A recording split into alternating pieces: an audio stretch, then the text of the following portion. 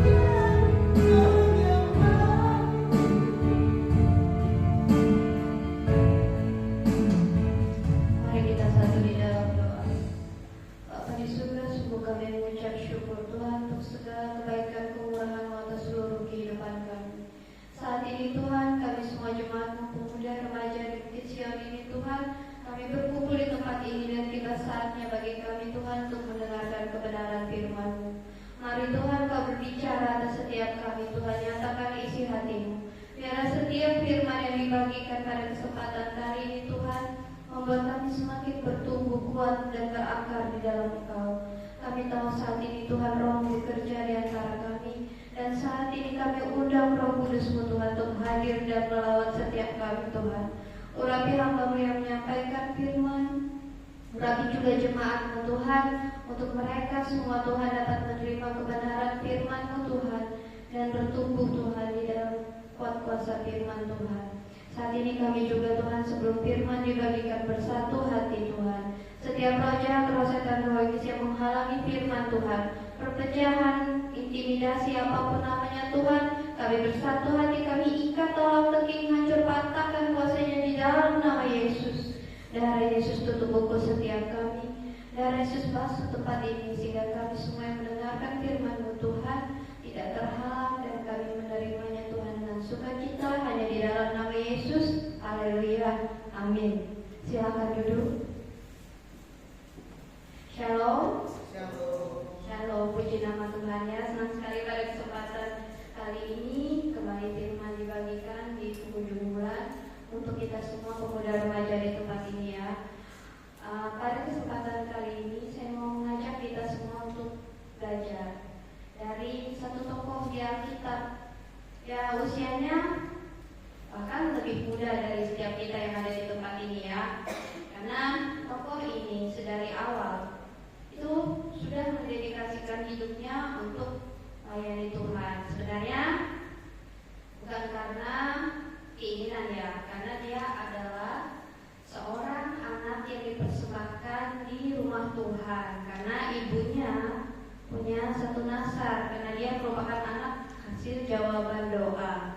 Mungkin kalau dari clue-nya ada yang bisa menebak ya siapa ini ya tokohnya.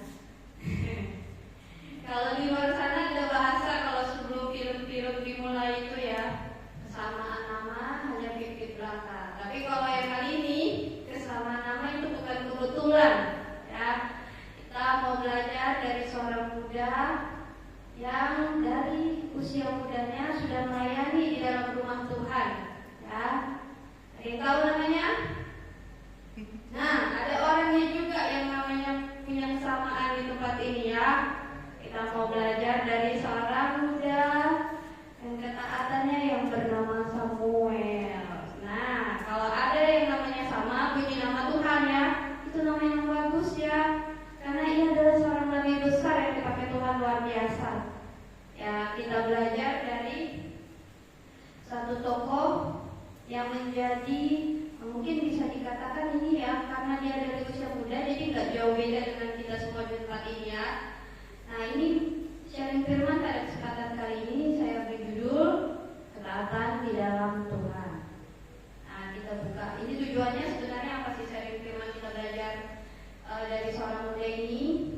Ya, firman kali ini mau mengajak kita semua ya, khususnya pemuda remaja di Bukit Sion, untuk belajar taat di tempat di mana engkau bertumbuh dan melayani. Ya. Kita bertumbuh di sini, kita melayani sama-sama di sini, dan kita mau belajar taat di tempat ini ya. Nah, dari seorang muda bernama Samuel ya, kalau kita baca kisahnya, Samuel ini kan sedikit latar belakang ya, riwayat singkat. Samuel lahir dari orang tuanya bernama Elkana dan Hana. Ada juga nih yang namanya sama ya di sini ya, Elkana dan Hana ibunya. Nah, ini adalah seorang anak hasil jawaban doa, karena ibunya bahkan meminta anak ini ya di hadapan Tuhan itu sampai nggak mempedulikan ya, dibilang seperti orang gila pun dia nggak peduli ya, karena dia benar-benar sungguh-sungguh menginginkan anak ini yang bernama Samuel ini ya untuk dia miliki. Nah, tapi setelah Samuel ini lahir, karena ibunya ini meminta anak ini yang merupakan jawaban doa, anak ini merupakan anak nasar ibunya. Jadi ketika anak ini selesai disapih, maksudnya sudah lagi tidak bergantung sama ibunya, justru anak ini diserahkan ke bait Allah.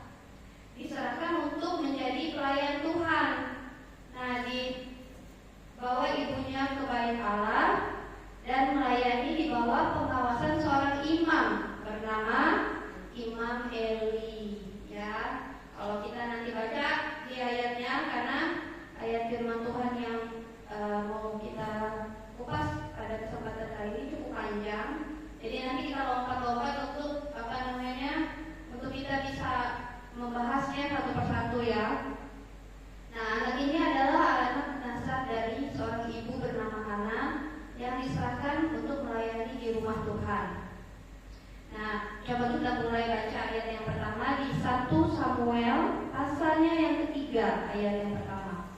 Kita buka 1 Samuel. Perjanjian lama ya.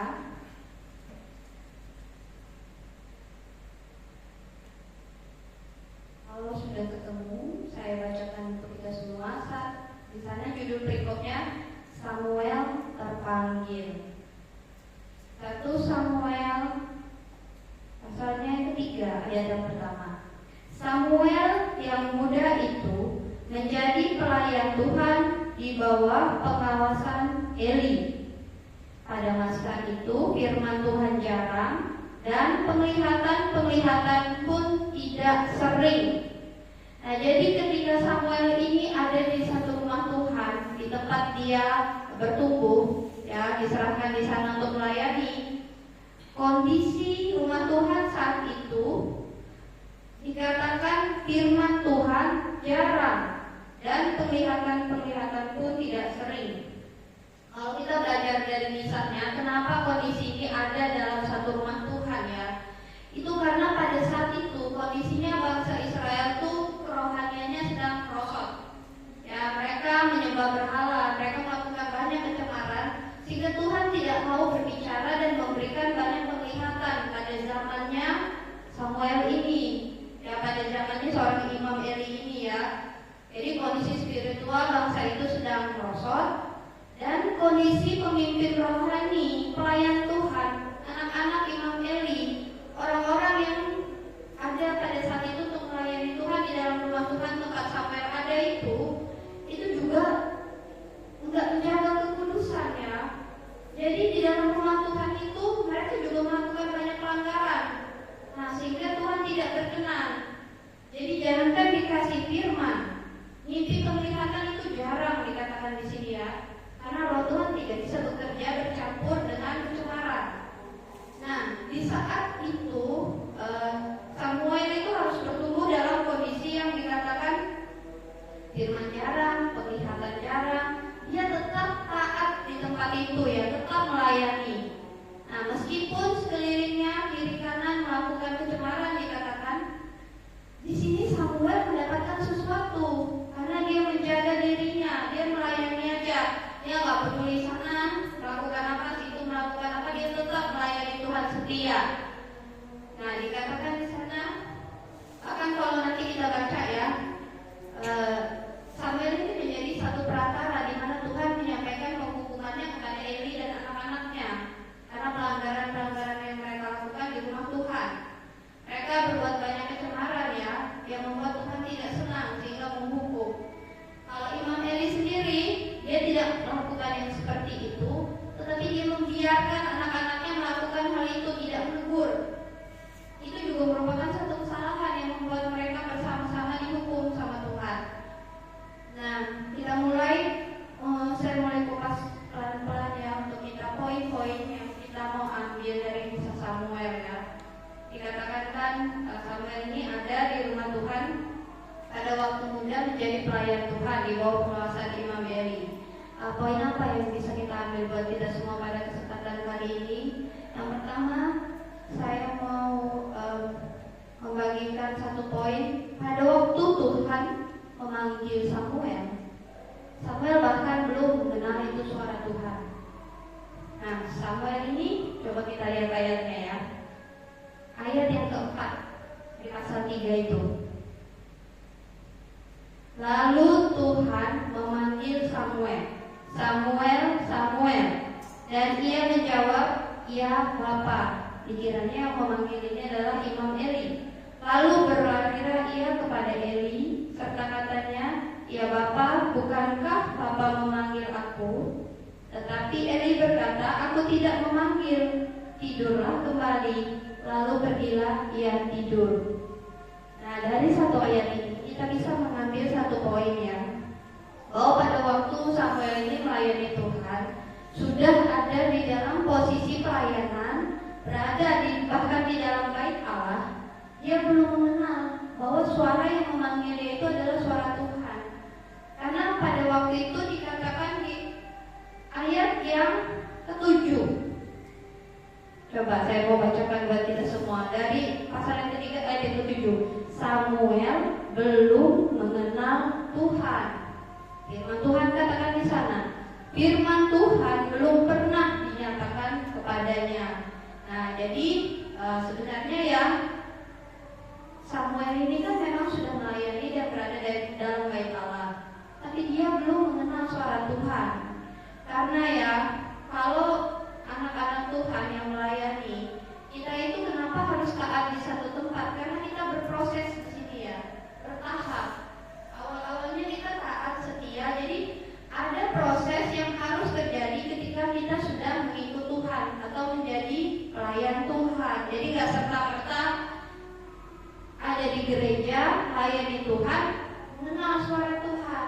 Tapi di sini kita dibentuk, diproses untuk kita bisa mengenal suara Tuhan bertahap dan dituntut yang namanya ini seperti Samuel, kesetiaan, ketaatan, tetap melayani, tidak peduli sekelilingnya berbuat buruk, dia tetap melayani, dan dia fokus. Nah, untuk Samuel mengetahui bahwa itu adalah panggilan Tuhan, kemana dia datang?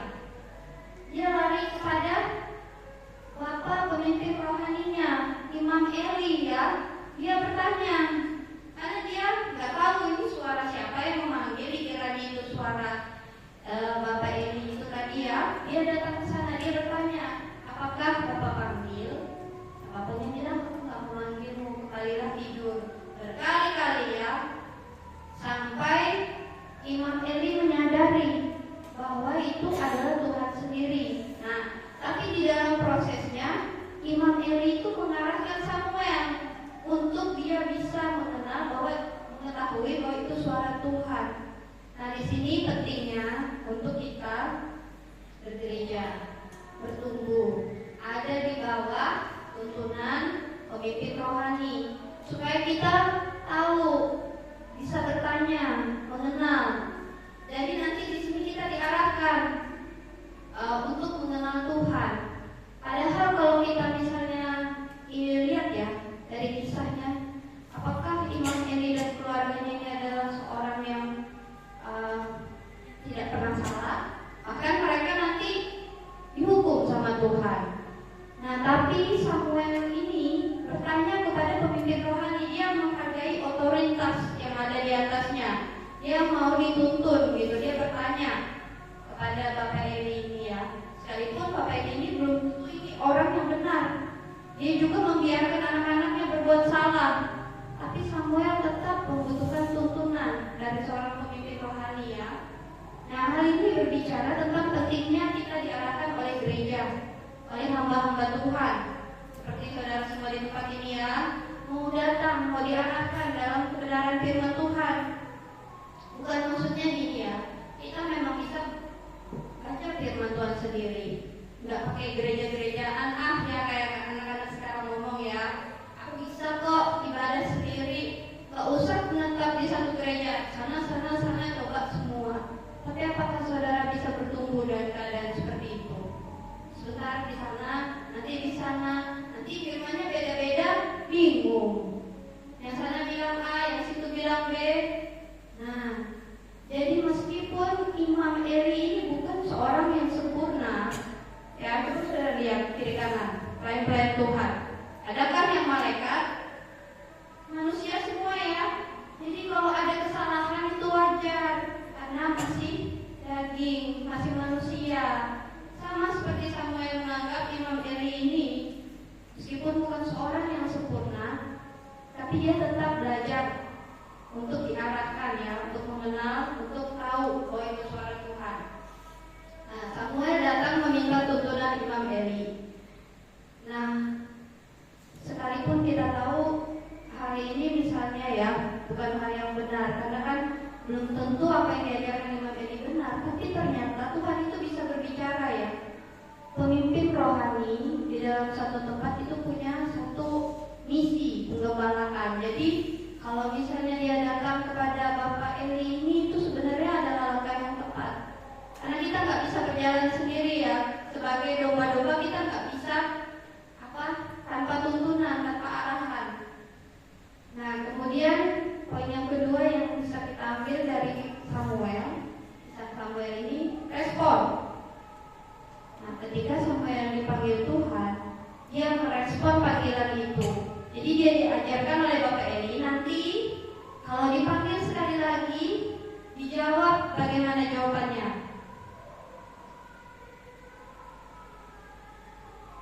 Lalu berkatalah Eli kepada Samuel, pergilah tidur, dan apabila ia memanggil engkau, katakanlah, berbicaralah Tuhan, sebab hambamu ini mendengar.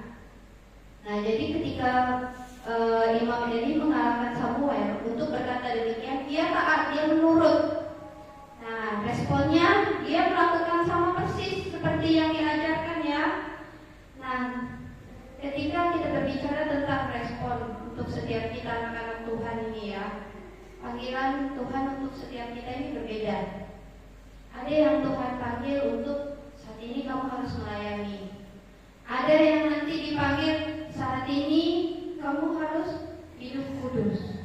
Ada yang dipanggil untuk nanti kamu harus baptis karena memang dia sudah waktunya tapi belum mengambil keputusan. Masing-masing ada. Ada yang dipanggil untuk melayani lebih lagi, ditambahkan nih apa talenta pelayanannya.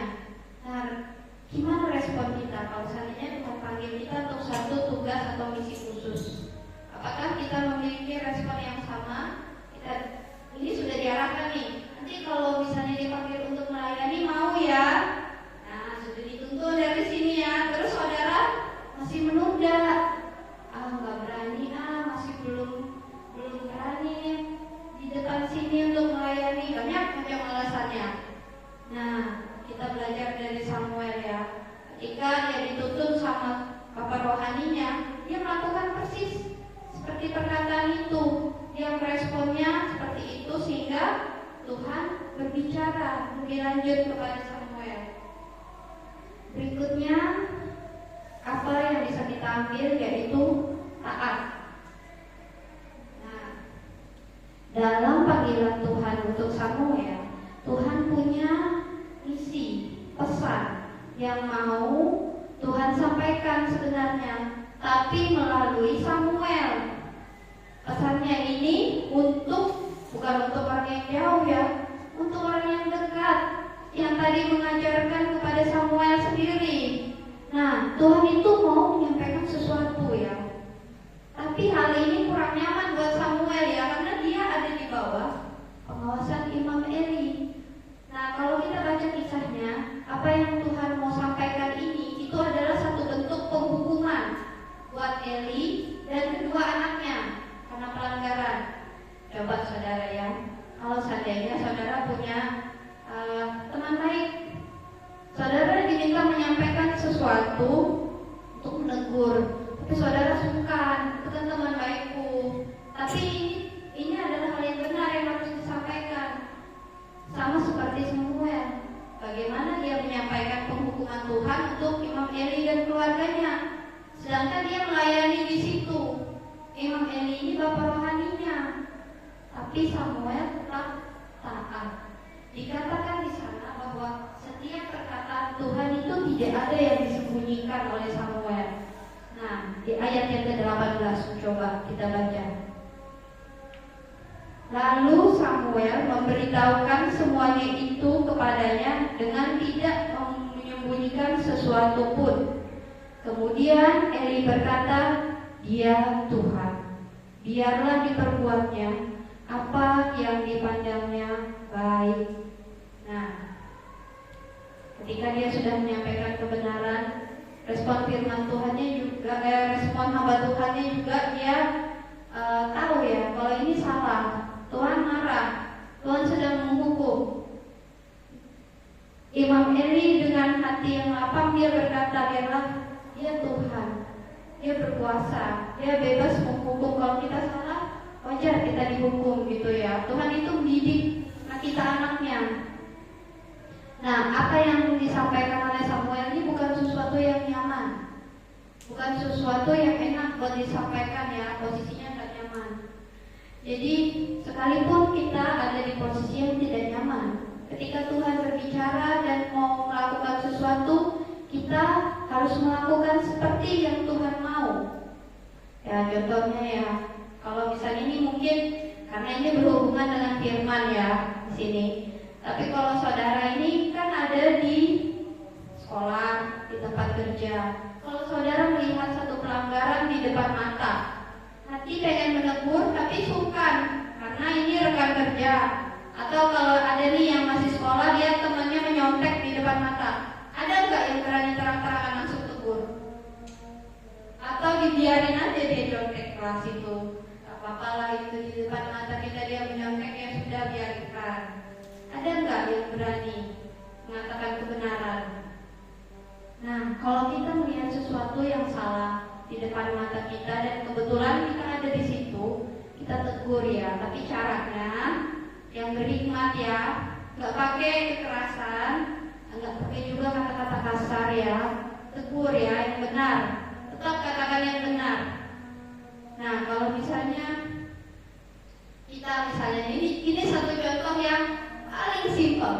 Kalau kita ada di ruang publik, misalnya lagi makan, rame sekeliling, makanan kita sudah datang, berani nggak kita berdoa di tengah-tengah? Ada sih, saya pernah mendapatkan ada orang Kristen yang bahkan malu berdoa untuk makanan yang mau dimakannya. Padahal orang lain melakukan hal yang sama menurut kepercayaannya masing-masing, mereka berdoa loh. Dan kita karena kita malu, kita minoritas, kita nggak melakukan itu, maka makan aja langsung ya. Nah, gimana kalau seperti itu? Itu kan bukan sesuatu yang nyaman, tapi itu menandakan bahwa kalau hal yang sepele ini aja kita takut untuk lakukan, bagaimana dengan hal-hal yang besar? Bagaimana kalau harus memberitakan Injil di tengah orang-orang yang bahkan gak ada satupun yang Kristen? Gimana? Nah, kita mulai dari hal kecil. Jadi kalau misalnya nanti kita ada di luar, keluar makan, berdoa. Ya, jangan tiba-tiba datang makanan langsung dimakan aja karena rame kan, kiri kanan dilihat, bosan doa aja, langsung aja dimakan. Sengaja ya, kecuali kita sengaja ya, jangan lupa doa gitu ya, udah taruh dulu doa.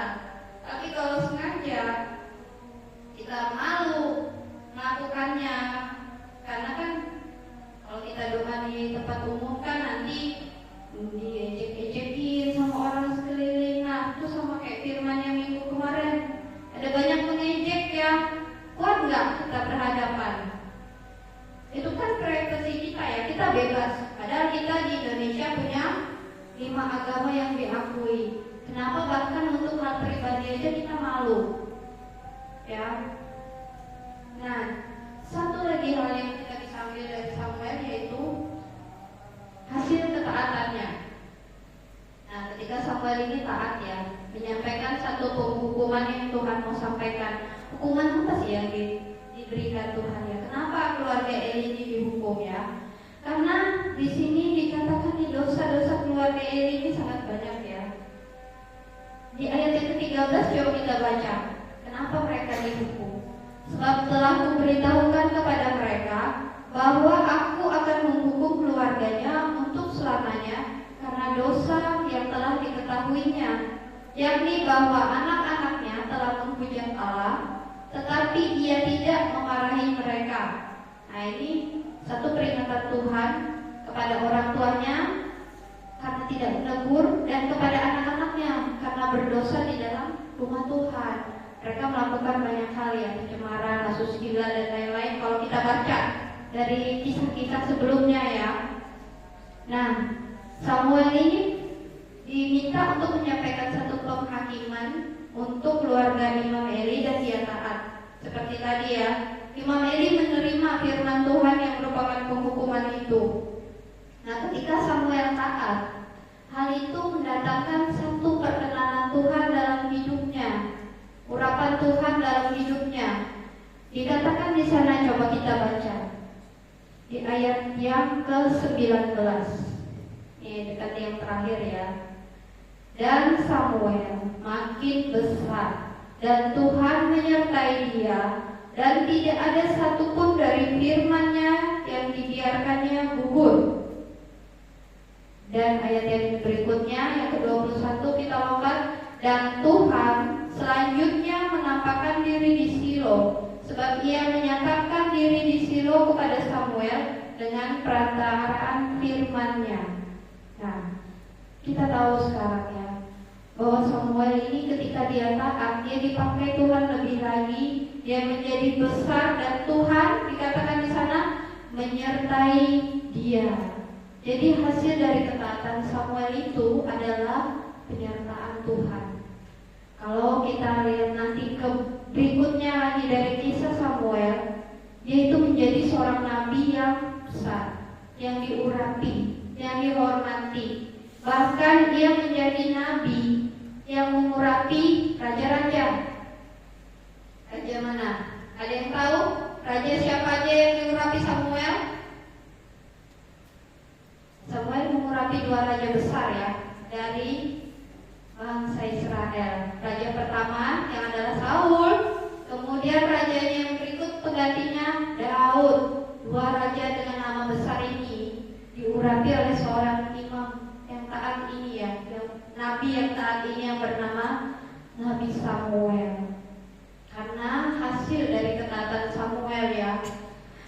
Jadi pesan kesimpulan firman Tuhan untuk kita semua pada kesempatan kali ini ya, Tuhan itu mau memakai kita semua juga di tempat ini, tidak terkecuali ya. Setiap anak-anak Tuhan di Bukit Sion ini Tuhan mau pakai dahsyat luar biasa.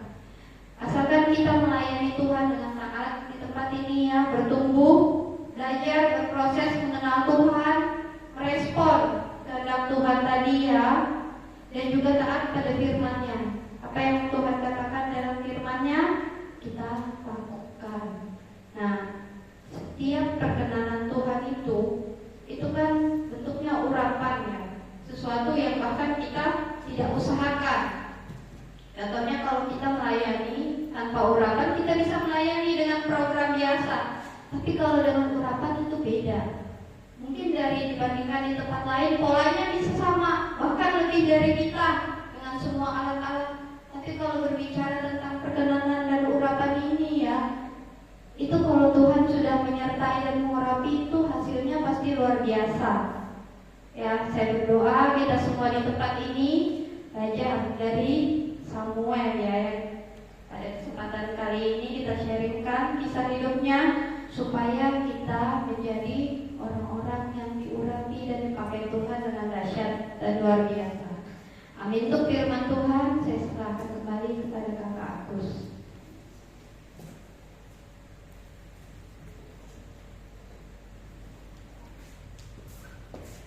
Mari kita berdoa. Bapa yang baik, kembali kami mengucap syukur Bapa, Engkau sudah memberkati kami melalui firman-Mu, dan Engkau sudah ada dalam ibadah kami dari awal hingga akhir. Dan kami percaya Engkau terus menyertai setiap kami, anak-anak muda-Mu, anak-anak remaja di tempat ini. Tuhan Yesus, kami menyerahkan setiap para pelayan-Mu yang melayani pada malam hari ini, baik kamu menyampaikan firman Tuhan, baik yang worship leader, baik memainkan musik, apapun untuk pelayanan mereka, Engkau yang memberkati mereka. Engkau tambah-tambah karunia talenta atas setiap mereka, sehingga pelayanan mereka boleh memberkati banyak orang. Dan Engkau senangkan melalui pelayanan setiap para hamba-Mu di tempat ini. Seluruh sidang pemuda remaja-Mu di tempat ini, Engkau memberkati mereka, Engkau melindungi mereka, Engkau menjaga setiap mereka. Engkau tambah-tambahkan karunia talenta atas setiap mereka, sehingga mereka boleh melayani Engkau dengan kekuatan, dengan kemampuan yang datangnya daripada Engkau. Dan Engkau terus memberkati mereka Tuhan, baik di sekolah, baik di pekerjaan, baik dimanapun mereka berada, baik dalam keluarga mereka, terlebih dalam pelayanan mereka. Engkau berhasil dan beruntung. Terima kasih Tuhan Yesus. Sebentar kami akan berpisah, satu dengan yang lain kami percaya Engkau menyertai, melindungi, menjaga setiap kami hingga sampai tempat tujuan kami yang selamat.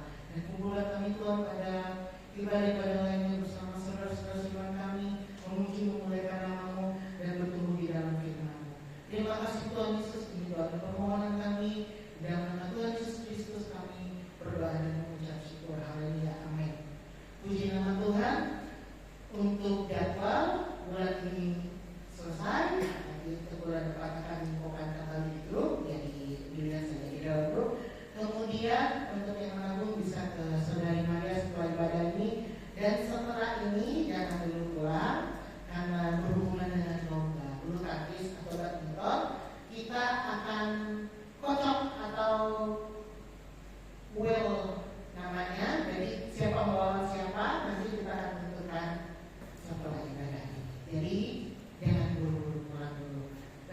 karena Tuhan